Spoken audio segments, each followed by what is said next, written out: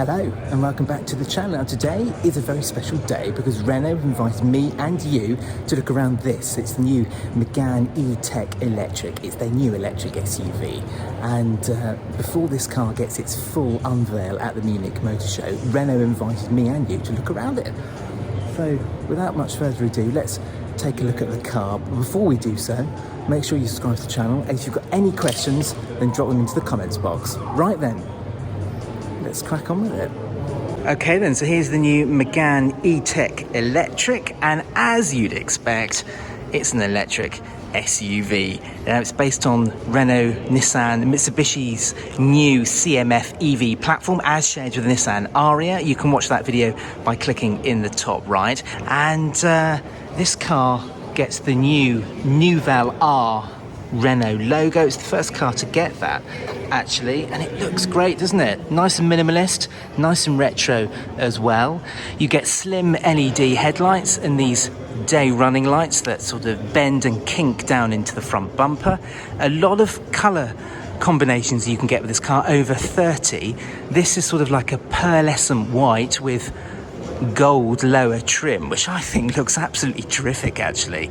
And this car's got a really distinctive front end, hasn't it? Really does stand out from the crowd, and I think it just looks really smart indeed. 20-inch wheels you can get this car on. 18s come as standard. And the side profile of this car, I mean, I think it looks really, really smart indeed.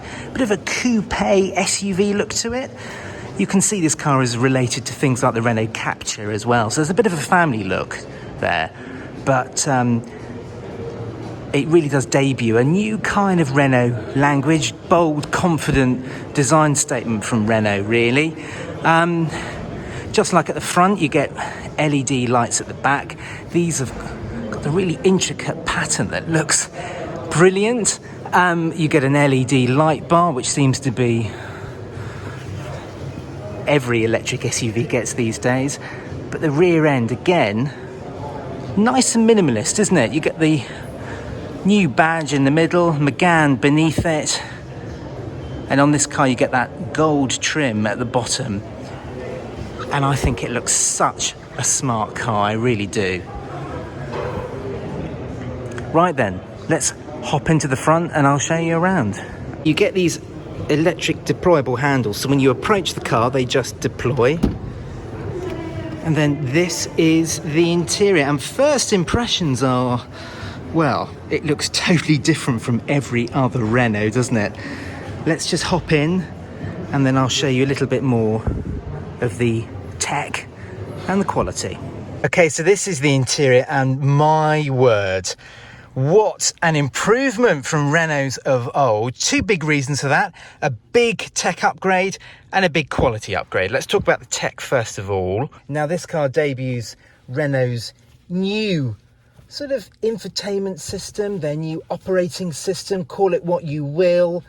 It's called Open R, and it involves a new 12.3-inch digital instrument cluster and then a 12-inch screen here.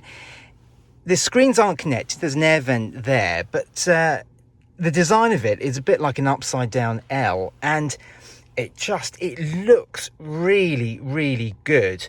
But the best thing about this new operating system, it uses Google, much like the Polestar 2. Renault have ditched the old operating system really wasn't very good at all. This one is great, just as you expect from Google. The maps are fantastic. The screen is super quick, super responsive. And just everything is just really logically laid out and just as you'd expect it to be, really. Now, I've been playing around with the screen for a few minutes, really. And, I mean, it's so simple to use. There's a row of shortcut buttons here, which is really good. We like that here at Batch Reviews. There's a wireless charging pad here as well. This screen is highly configurable, as you'd expect. But the quality in here is just great. This steering wheel feels really, really good. You've got all your controls here, new Renault logo, which looks nice. There's the drive mode select there, which is a nice little design touch. Ambient lighting. Now there are over 40 different colours you can have. There's also an auto setting, so the car will change.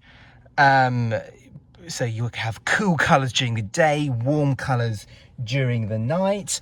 As standard, this car comes with a 100% fully recycled interior. Higher up the range, you get these faux leather seats, which faux leather always sounds bad, doesn't it? But it actually feels really, really good. And the quality in here is great. I mean, yes, there are some hard plastics up here, but everything else feels very nice. Nice bit of sort of wood-esque trim there as well. And it all feels really, really well put together. Harman Kardon stereo system in here as well. Now, because this car uses the new CMF EV platform, it means that because it was designed to be an electric car from the outset, things like the heating and ventilation controls, all of the gubbins to power all of this have been shoved forwards under the bonnet. So it frees up a lot of space. Now, you don't get a completely flat or complete open floor space like you find in the Nissan Ariya, which shares this platform, but you do get a huge amount of storage. So there's lots of cubbies here, cup holder as well. You get over 7 litres of storage in here, which is great. This slides forwards and backwards as well, and it just feels really, really neat in here, and a big step up from even Renault's of recent memory, really. So yeah, big thumbs up in here.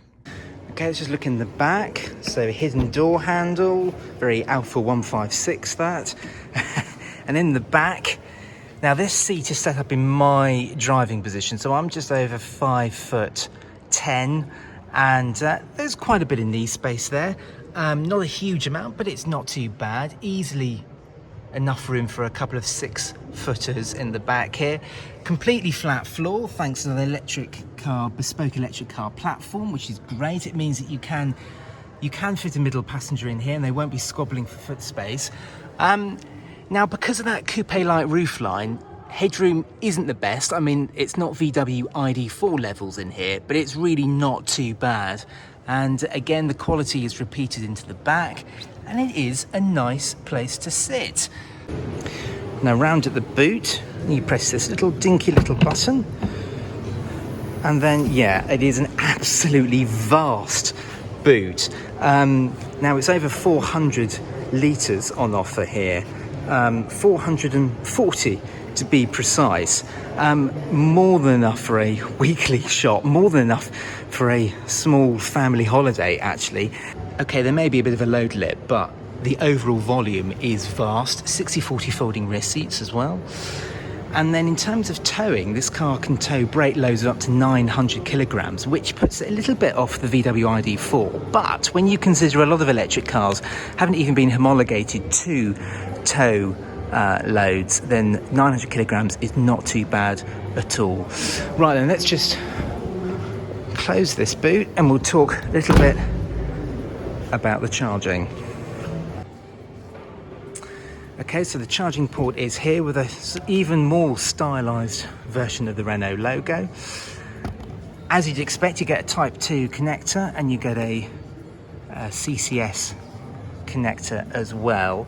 Now, in terms of batteries and electric motors, this car, there are 2 main versions really. There's a EV40, which comes with a 40 kilowatt hour battery and 130 horsepower motor, and then there's the EV60, which comes with a 60 kilowatt hour battery and 220 horsepower electric motor. All of them are 2-wheel drive. There's no 4-wheel drive on available.